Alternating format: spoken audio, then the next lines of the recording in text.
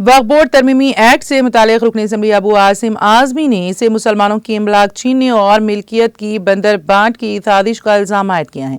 उन्होंने कहा कि वक्फ बोर्ड की मिल्कियत मुसलमानों की है और इन जमीनों को मसाजिद, मदरसों, दरगाहों, स्कूलों के लिए इस्तेमाल किया जाता है। यतीम खाने भी वक्फ की जमीनों और मिल्कियत पर आबाद हैं। ऐसे में सरकार वक्फ एक्ट में तरमीमी से मुसलमानों की इमलाक की बंदर बांट और इसकी तकसीम को अमली जामा पहनाना चाहती है। हुकूमत कह रही है कि खवातीन को बाइख्तियार बनाने के लिए वो सच्चर कमेटी की बुनियाद पर वक्फ एक्ट में तरमीम कर रही हैं, लेकिन ये मैं कहना चाहता हूं कि आज भी खवातीन वक्फ बोर्ड में काम करती हैं।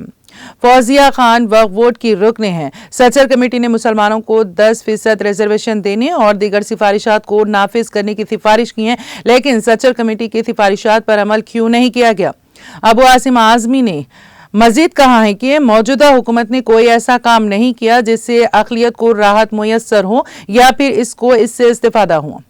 उन्होंने कहा कि वक्फ की जमीन अगर एक मरतबा राह खुदा में वक्फ की गई तो वो वक्फ की इमलाक होगी। ये जमीन लीज पर दी जा सकती हैं, किराए पर दी जा सकती हैं, लेकिन फरोख्त नहीं की जा सकती। जो तरमीमात की जा रही हैं इसके लिए पहले तजावीज़ और एतराज़ात लिए जाते हैं, लेकिन सरकार ने एतराज़ात और मशवरे तलब करने के बजाय वक्फ तरमीमी बिल को पार्लियामेंट में पेश कर दिया है, जो मुसलमानों की इमलाक को फरोख्त करने और बंदर बांट की साजिश है।